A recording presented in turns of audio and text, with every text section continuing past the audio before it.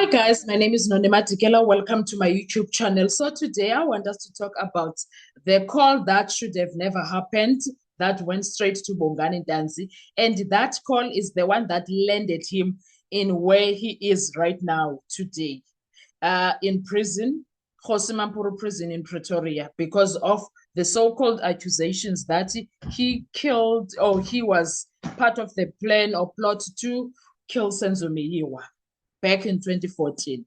Yes. So that call, that's what we are going to discuss in this video and other things that happened. First things first, guys, please make sure you do not forget to like, to share, to comment. And most importantly, please make sure you are subscribed on the channel. Please make sure you are watching the videos up until the end and you are watching the ads that are coming through. When you are doing that, you'll be supporting this channel financially and in numbers. Thank you so much. I really appreciate you. Now, let's get into this. The witness that we have on the box today is accused number 2, Bongani Ntanzi. It's his first day in the box for the trial, the real trial, not the trial within a trial, the real trial. Now, he's here to fight for his life, because Guy has been in prison this year. We are entering the 7th year since he was in that prison, because of something that he never did, according to him. So before a single fact is placed on record, the rules are laid down by Advocate Ramsipile, not by the judge, by counsel, okay? He lays down the rules, how they are going to do the things. He says to him, speak loudly, do not guess. If you do not understand, ask questions and ask me to repeat. And also slow down, because every word is being written down by me and my Leonard friends here. So this is not courtesy, okay? This is containment. Like, please be with us, work with us so that we can help you too. Because the court already knows something is wrong, something is there, and something needs to be fixed. All right. Now, first things first, some of the things it's been long. Ubongani Ntanzi is not going to remember them, like the dates, the days, etc. But he said plus minus 90% of the things that he said there during a trial, within a trial. He's still on point when it comes to the narration of what happened, why he ended up being in prison. The witness takes the stand and immediately disarms himself with the forgetfulness. That's what the state people will come and claim. When he says he does not remember May, for me, it's not a big deal. When he says he does not remember dates, when he says he remembers only that it was COVID time, he was home, not working, still in the villages. You remember that, Ndondon, there. I know there are people that are going to come for him with those things, saying that, what's wrong? Why isn't he remembering? Guys, even the state witnesses, they had things that they did not remember. So please chill out. Chill out already. Yes, and in the beginning, I must also admit, he was not confident. He was fragile, my goodness. And I think he was still nervous because during, like, after the time, he started flowing. Yeah. So, and every skilled trial lawyer knows what that means. If someone has a fragile memory, a fragile memory is easy to shape. So that is why Ramsipile was putting rules of engagement and making sure they are on the same page. Also, now the second thing that came was that Ntanzi for me, he was sorry, as much as he did not remember what happened in May, then there come a question from Ramsipile. Ramsipile asked a question where he says, is there a time around May 2020 where you received an anonymous call? And then who's this? Ubaloyi rises instantly. No, he was not emotional, not dramatic, precise. He says, my lord, this witness cannot remember May. This question is putting his words in his mouth. That objection mattered to Ubaloyi, because even if the question proceeds, because it is now on record, the witness memory at that point it was unreliable. That's what Ubaloyi was trying to say. And the suggestion has entered the courtroom, and Ubaloyi was trying to say, look at that, my lord. He was being sneaky as per usual, and that seed will grow later to Ujadwata. We know how he is. But here is what's surprising for me. Okay, Ramasipile rephrased the question again, but we already know Ubaloyi was trying to do damage there. He was trying to do damage. And of course, when it comes to Ujadwata and the people that support the state, that damage remains. It doesn't matter. Now, with the witness is asked, did you receive any call in May 2020? And listen careful to the answer. Uti Undanzi, he is no longer sure it was May or June, but yes, a call did come from a woman, from a private number. She asked about employment. Already, the story is sliding somewhere. Do you understand? And now, in that moment, I think it was a minute. It was 1 to 3 minutes. It was only 3 minutes, guys. And already twice, Ubaloyi got up and objected.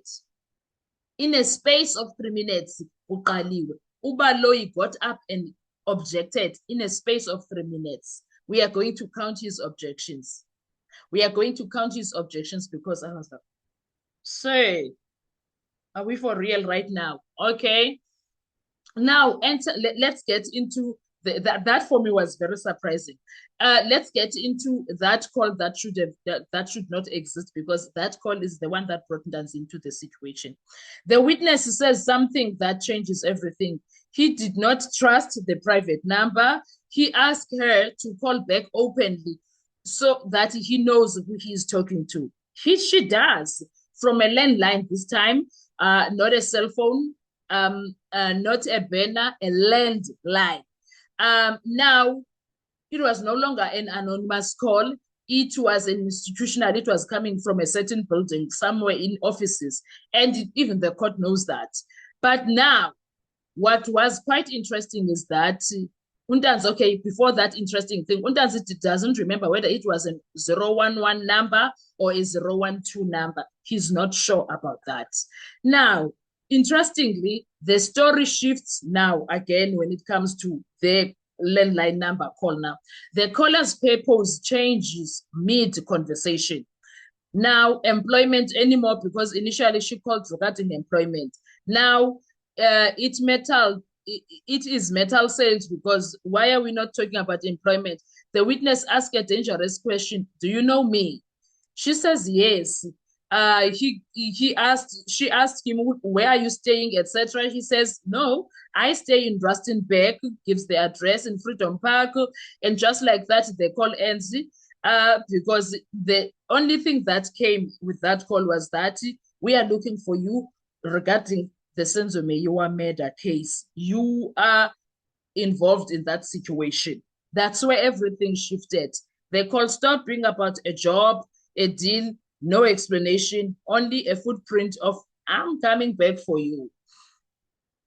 And then the name that arrives too late in the situation. Later, the witness says she introduced herself as Umamfundisi when they were talking, but only after his arrest, only after he sees her in person, meaning at the time of the call, he did not know who she was, yet somehow she knew him. And then comes the question that changes the trial. Your testimony is that she later mentioned the Senzo Meyiwa case. Is that correct? The witness, which is Bongantazi, agrees. And now the courtroom leans forward because they want to understand. Okay, and then what happened? Because once the Senzo Meyiwa case is mentioned, this is no longer a background. This is the origin of the arrest of Bongani Ntanzi, the origin story of how he got arrested. And then there was a trap that was set. And exactly what did Ramasipile is asking, exactly what did she mention about the Senzo Meyiwa case? And in this moment, the witness was busy giving details. Then the police planted information. If the witness gives specifics, then the contamination is proven. If the witness sounds confident, then the memory he claimed not to have has suddenly returned, and courts do not forgive that. But the bottom line is that Undanzi said, yes, she did ask me about the Senzo Meyiwa case, and it matters and it's dangerous for the state, because if the information came to the witness before it ever came from him, then he is not a source. He is the product. So they cooked him to become what they wanted him to be. And the products are not evidence, Kesana. Products are not evidence. And the trial is collapsing because of emotions. It is collapsing because of sequence. Because in court, who spoke first matters, and this call should never have happened. And this call is the one that brought Bongani Ndanzi into this situation. And who made the call? Sergeant Mukhola.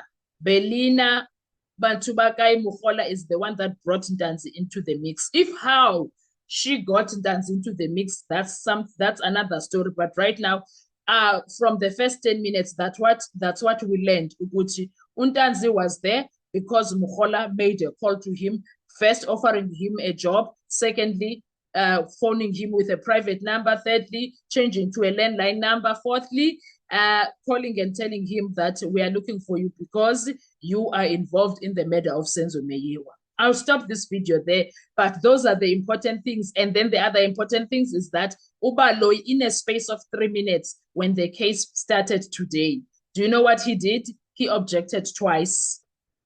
He objected twice, guys, in a space of 3 minutes. I don't know what that means, but okay. Let's talk with next video, and please make sure you give me your comments in the comment section. I'll see you on our next video. Bye-bye.